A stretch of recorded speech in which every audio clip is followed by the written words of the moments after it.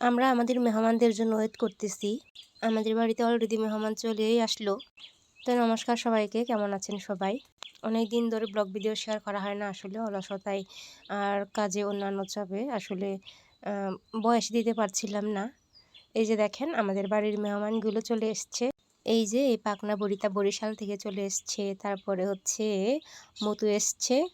মানে আমার ফ্রেন্ড মধু এসছে আর ওর ভাই এসছে আমাদের বাড়িতে। তো এসেই ওরা ফ্রেশ হয়ে খাওয়া দাওয়া করে ওদেরকে গ্রাম ঘোরাতে বের হইলাম। গ্রামে পাহাড়ের মধ্যে আনারস লাগিয়েছিল, আনারস বাগান দেখাচ্ছিলাম। ওরাও উঠে আনারস বাগানগুলো দেখছিল। কেথি এর আগে অনেকবার এসেছে, কিন্তু ওর ভাই আসলে কখনোই আসেনি। এর জন্য ওর ভাইয়ের জন্য এটা নতুন একটা মুহূর্ত আর কি, নতুন একটা সময়। সব কিছু এই যে পাহাড়ে ওঠা, ঘোরাফেরা সব কিছু মিলিয়ে আসলে ওর ভালোই লেগেছে বলেছিল। আমি কিন্তু ওদেরকে পাহাড়ের উপরে উঠাইছি, ঘুরাইছি। এই যে পাহাড়ের উপর থেকে আমাদের যে জমিগুলো ঠিক সেরকমই দেখতে। পরবর্তীতে আমরা হচ্ছে গ্রামের আরও বিভিন্ন জায়গায় ঘুরেছি। ওরা আরও ঘুরে বিভিন্ন ধরনের আনারস বাগান দেখেছে, ছবি তুলেছে। যদিও এটা ওদের জন্য নতুন, এর জন্য আর কি। পরে আমরা হচ্ছে আমাদের যে পাহাড় আছে ওইখানটাতে গিয়েছিলাম।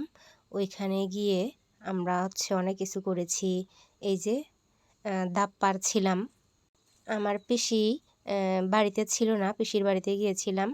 আর সেখানে গিয়ে এই যে ধাপ পেরেছি। ধাপগুলো কিন্তু অনেক কষি ছিল আর একটা পড়ার পরই ফেটে গিয়েছিল আর সেগুলোই খাচ্ছিল।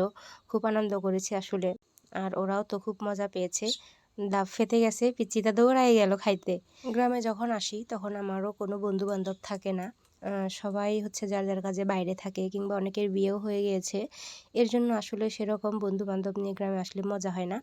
তো ওরা আসাতে ভালোই হয়েছে। সারা গ্রাম ঘুরে অনেক আনন্দ করেছি। এটা ওটা খেয়েছি। তারপরে হচ্ছে অনেক ঘুরে বেরিয়েছি। আর আমার ২ দিন ধরে খুবই সর্দি লেগেছে। একেবারে নিঃশ্বাসই নিতে পারছিলাম না। তারপরও হচ্ছে বয়েস দিচ্ছি, যেহেতু অনেক দিন ধরে বয়েস দেওয়া হচ্ছে না। আমরা কিন্তু ৩ টে ধাপ পেরেছিলাম। এর মধ্যে একটা ফেটে গিয়েছে। পরবর্তীতে যে ২ টা ধাপ ছিল, এই যে এইগুলোকে আমরা দাবর বলি। এইখানে অর্ধেকের একটু কম হয়েছিল। তারপরও আমরা সবাই ১ গ্লাস করে বাগে পেয়েছিলাম। ধাপ কাটার পর ভাবছিলাম হয়তোবা ভিতরে কিছু থাকবে, কিন্তু আসলে ডাবের ভিতরে কিছুই ছিল না, একেবারে ফাঁকা ছিল। আর আমাদের সাথে যে পিচ্চিটা আছে না, ওই পিচ্চিটা কিন্তু খুবই দুষ্টু। খুব কথা বলে একদম মাথা খারাপ করে দেয়। অবশ্য ওর কথা বলা দেখে বেশ ভালোই লাগে। এই যে আমাদের একটা ডাবের পানি। পরে এই যে ধাপ কেটে দেখছিল, বলেছিলাম না কিছুই ছিল না। এই যে ধাপ কেটে ফেলে দিয়েছিল। এরপর পরে আমরা এইটুকুন গ্লাসে ১ গ্লাস করে বাগে পেয়েছি। প্রথমেই দিলাম আমাদের পিচ্চিটাকে।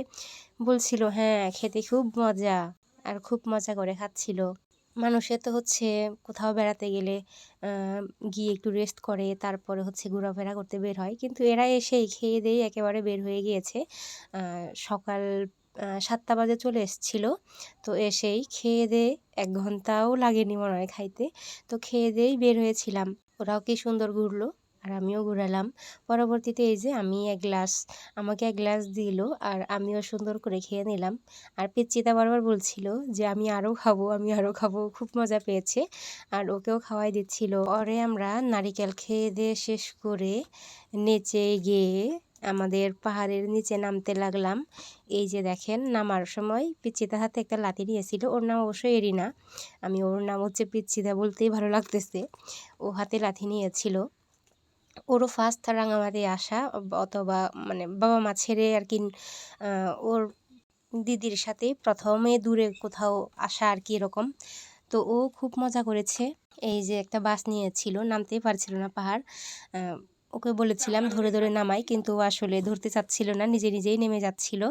আর আমি তো পিছন দিয়ে ভিডিও করছিলাম, দেখি কখন কি হয়ে যায়। ও আসলে নিজেকে ধরতেই দিচ্ছিল না। পরবর্তীতে এই যে দেখেন, এই পাহাড়টা হচ্ছে আমাদের জমি সমান করার জন্য আমরা কেটেছিলাম। অবশ্য পাহাড়টা কাটি নাই, পাহাড়ের কুল গেছে একটু করে কেটেছিলাম। আর সেই কাটার জন্য যখন বন্যা হয়েছিল তখন এই যে সবগুলো ধসে পড়েছিল, আর এই গাছটাও ধসে পড়েছে। এটা কিন্তু কাঁঠাল গাছ। এর উপর দিয়ে আমি যাচ্ছিলাম। আর গ্রামে কিন্তু এগুলোই করতে বেশ মজা লাগে। এই গাছটা বেশ বড় এবং উঁচু ছিল, আমি উঠেই নাচানাচি করছিলাম। পরবর্তীতে ঠুস করে লাফ দিয়ে দিলাম, কখন না কখন আবার পড়ে যাই। আসলে বাড়িতে থাকতে ভয়েস দিতে আমার আসলেই খুব কষ্ট হয়ে যায়। একটু ভয়েস দিতে বসলে অনেক চেঁচামেচি, কারণ প্রায় সময় দোকানে থাকতে হয়। যখন আমাদের দোকানে মানুষ থাকে না তখনই ভয়েস দেওয়ার চেষ্টা করি, কিন্তু পাশের দোকান থেকে চেয়ে চেয়ে প্যাঁ প্যাঁ করে উঠলে আসলে আর হয় না, বিরক্ত লাগে নিজের মধ্যেও। এই যে পাহাড় থেকে নেমে আমরা নাচতে নাচতে বাড়ি চলে যাব এখন, আর বেশি ঘুরবো না। যখন ওদেরকে গ্রাম ঘুরাচ্ছিলাম আর সবাই ওদেরকে যখন দেখছিল তখন আসলে তাকিয়ে তাকিয়ে থাকছিল যে ওরা চাকমা পাড়ায় কীভাবে আসলো, বা এরকম কৌতূহল জাগে এরা কারা, এরকম আর কি। যখন আমি ওদের বাড়িতে গিয়েছিলাম তখন অনেকে আমাকে দেখার জন্য আসে বা তাকিয়ে থাকে দেখলে। আসলে এই যে এখানে ধান লাগাচ্ছিল, ওরাও বলতেছিল ওরা কারা, কোথা থেকে আসছে, আমার কাছে জিজ্ঞেস করতেছিল।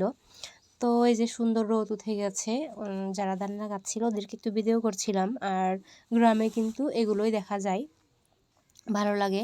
জনের জমিতে সবাই মিলে ধান লাগায়, আর হচ্ছে এক বেলায় ধান লাগাক কিংবা হচ্ছে হাফ বেলায় ধান লাগাক মালিয়ে দেয় আমাদের। মানে মালিয়ে বলতে একটা খাওয়া দাওয়া উৎসব হয় আর কি। এই তো আজকে ভিডিও তাই পর্যন্তই। কেমন লাগলো অবশ্যই জানাবেন। সবাই ভালো থাকবেন। বাই।